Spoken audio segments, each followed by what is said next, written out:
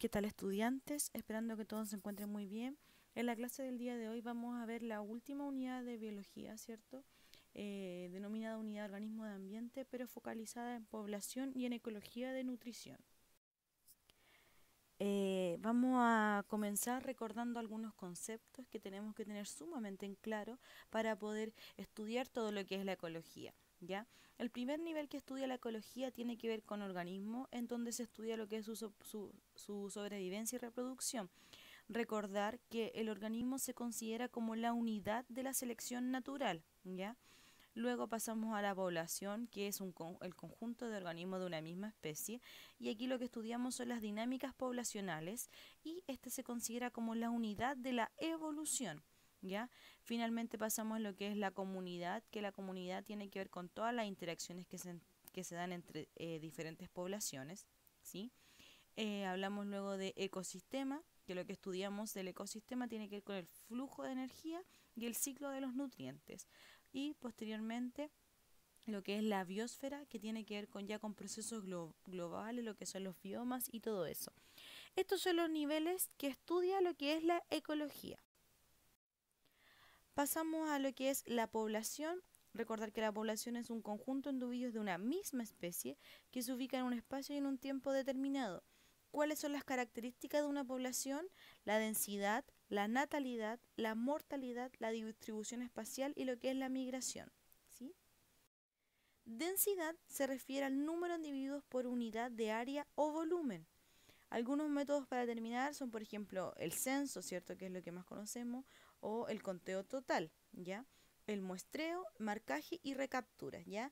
El censo tiene que ver, por ejemplo, con lo que se hace en la población humana. El muestreo, marcaje y recaptura ya tiene que ver con aquellos más animales de tipo más salvaje, ¿ya? Es importante considerar que existen diferentes formas de expresar la densidad poblacional. Una es de la densidad bruta y otra es la densidad específica o la densidad ecológica. La densidad bruta tiene que ver con todos los organismos que existen, ¿cierto?, en una zona. Y la densidad específica o ecológica tiene que ver con la densidad de una especie en particular o una densidad más acotada, que finalmente es lo que nosotros vamos a estudiar en una zona pequeña. Por ejemplo, densidad bruta, la densidad mundial. Densidad específica o ecológica, por ejemplo, la densidad de una ciudad, ¿ya? Ahora, crecimiento poblacional. Tenemos dos hechos que pueden ocurrir en una población, que incremente o que disminuya. Que incremente la población tiene que ver con la natalidad e inmigración. Natalidad, número de nacidos, ¿cierto? Inmigración, los individuos que ingresan, ¿cierto?, a una zona en específica. Disminuyen por mortalidad, o sea, la muerte, o emigración, que salen de la zona donde yo estoy estudiando. Este esquema refleja, en definitiva, cuáles son los factores que afectan el crecimiento poblacional. Tenemos crecimiento poblacional, como lo dijimos, inmigración, emigración, mortalidad y natalidad. Natalidad e inmigración positivo, se aumenta la población; emigración y mortalidad negativo, porque disminuye la población. Junto con estos factores podemos estudiar el potencial biótico de una población, ¿ya? ¿Qué es el potencial biótico? Tiene que ver con el número, ¿cierto?, de individuos que tenemos o la forma de crecimiento que tiene la población. Por eso se le llama potencial biótico, porque tiene que ver con la cantidad de vivientes que tiene en definitiva. Si está positivo, quiere decir porque está en proceso de aumento, y si está en negativo es porque está en proceso de disminución, ¿ya? Se refleja con R, el potencial biótico, en donde B es la tasa de natalidad y D es la tasa de mortalidad, en donde natalidad menos mortalidad nos va a dar R. Recordar, si R es positivo es porque la población va en aumento, y si R es negativo es porque la población, perdón, va en disminución. Tenemos diferentes tipos de modelos de crecimiento poblacional, ¿ya? Recordar que tenemos que las poblaciones van a ir aumentando de acuerdo a sus grados de sobrevivencia, y que tiene que ver principalmente con los 4 factores que nosotros estábamos hablando, con lo que es la mortalidad, la natalidad, la inmigración y la emigración, ¿ya? El crecimiento de tipo exponencial tiene que ver principalmente porque el número de individuos va a aumentar, ¿cierto? Aumenta de forma que no ocurre una disminución. Esto si bien es una utopía, porque siempre en algún momento siempre tiene que haber un límite en donde la población deja de crecer, ¿ya? Y lo otro es el crecimiento de tipo logístico, en donde ésta tiene un momento de crecimiento exponencial, ¿cierto? Luego que luego disminuye este crecimiento para luego ya pasar a un procedimiento de estabilización, ¿ya?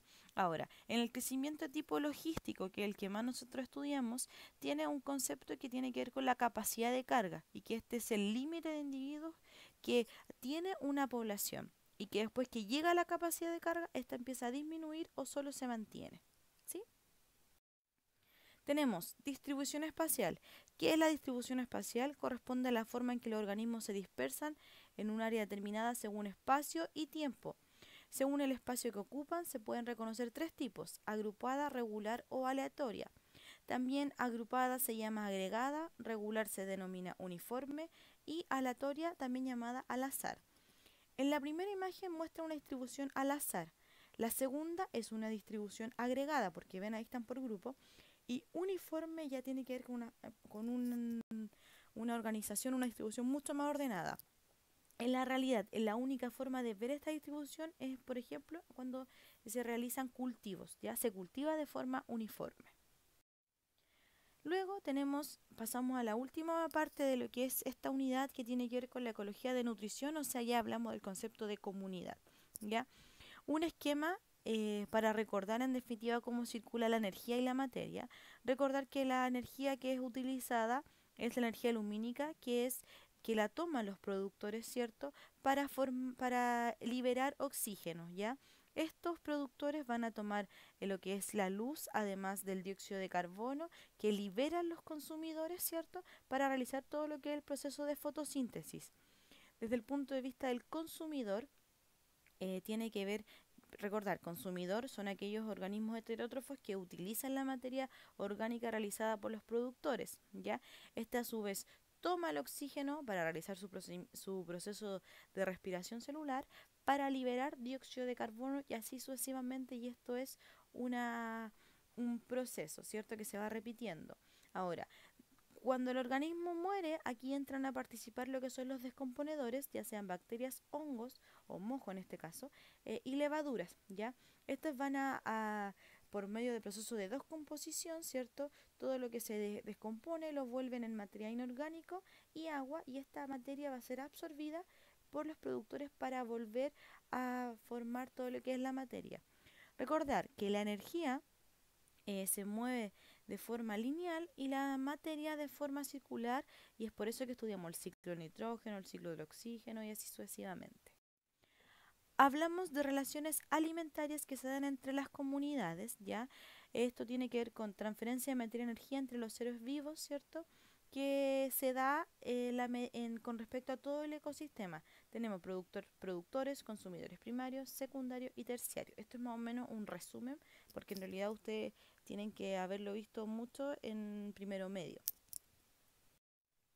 Luego tenemos el concepto de cadena trófica para recordar que es un diagrama de flujo lineal que se inicia con un organismo autótrofo y finaliza con un organismo heterótrofo en el caso de los descomponedores, que no es consumido por otro organismo. Ya recordar, tenemos primero el primer nivel trófico, las plantas, luego los herbívoros, carnívoros, carroñeros y descomponedores finalmente que regresan la materia inorgánica, ¿cierto?, al ecosistema para poder ser reincorporada. Lo que se da en la realidad no son las cadenas tróficas, sino son las tramas tróficas, que son un conjunto de cadenas alimentarias que están interconectadas entre sí. O sea, nunca se da así como se estudia la cadena trófica como productor, consumidor y descomponedor, ¿sí? Por ejemplo, en el mismo caso de los descomponedores, ellos también pueden participar como consumidores y así sucesivamente, tal como se refleja aquí en la imagen, ya que son cadenas alimentarias que van a estar interconectadas entre sí. Para finalizar, vamos a hacer resumen de lo que involucra el ecosistema. Recordar que el ecosistema tiene tanto factores bióticos como abióticos. Abiótico tiene que ver con el biotopo también, que todo lo que es la parte física de la naturaleza, ¿cierto? Ya sea lo que ocurre en la precipitación, el viento, las temperaturas, etcétera, la tierra, el agua, todo eso. Y la parte de biocinesis o la parte biótica que tiene que ver con las comunidades, ¿ya? Las comunidades de organismos que se dan y en conjunto van a formar, ya que éstas se relacionan entre sí, tanto el medio físico como el medio vivo, para formar lo que son los ecosistemas, ¿ya? Eso es lo último que vemos. Ahora los invito a ver el material complementario, que es más que nada un punto de vista de la población, y a realizar la actividad de aprendizaje. Y les deseo mucho éxito en sus exámenes.